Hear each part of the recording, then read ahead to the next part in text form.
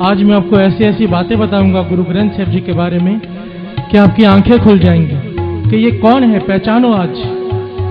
ये कोई किताब नहीं, ये कोई कागज नहीं, ये कोई स्याही नहीं। बाबा आनंद सिंह जी महाराज वचन किया करते थे, मेरी जबान सड़ जाए अगर मैं ये कहूं कि ये किताब है। कहते थे मेरी आंखों से देखो, कहते थे मेरी आंखों से देखो, एक एक अक्षर गुरु नानक बोल रहा है, एक एक अक्षर। अमेरिका के कैलिफोर्निया में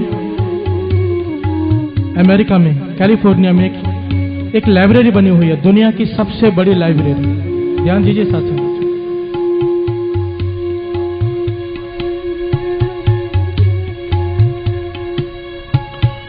दुनिया की सबसे बड़ी लाइब्रेरी है।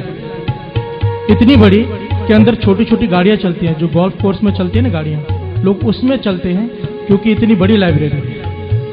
जितनी भी किताबें दुनिया में आज तक बनी हैं वहां पर हैं।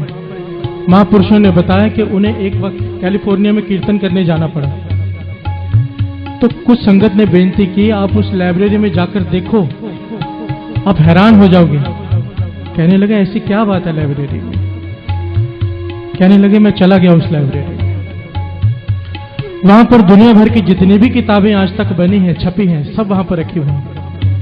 और किताबों के हिसाब से जितनी कीमती कोई किताब है उसको उस फ्लोर पर रखा गया है। नीचे आम किताबें, फिर स्कूल की किताबें, फिर महापुरुषों की लिखी हुई किताबें, फिर दुनिया के धर्म ग्रंथ, और सबसे टॉप फ्लोर में श्री गुरु ग्रंथ साहिब जी का प्रकाश है पलंग के ऊपर साथ।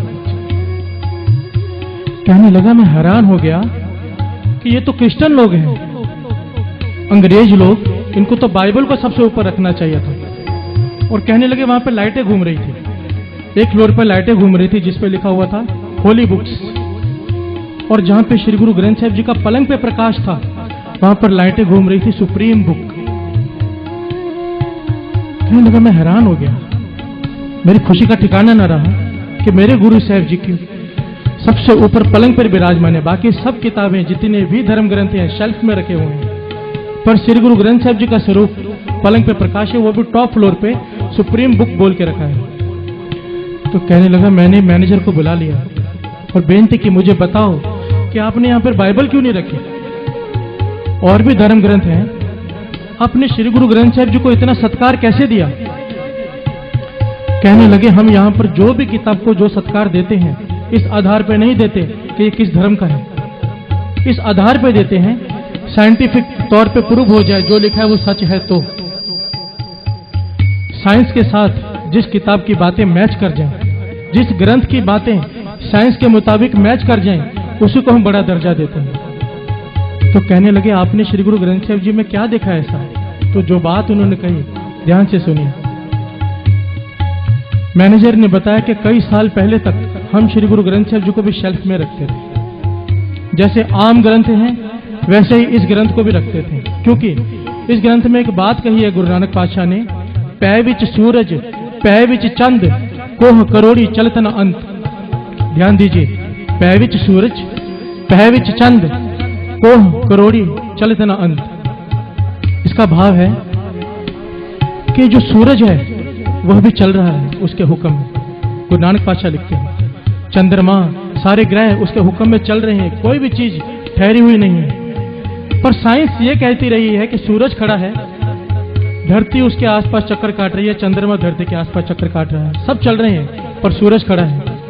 कहने लगा अब साइंस ने जाकर माना है कि सूरज भी चल रहा है, पर उसकी स्पीड इतनी स्लो है कि पकड़ में नहीं आ रही।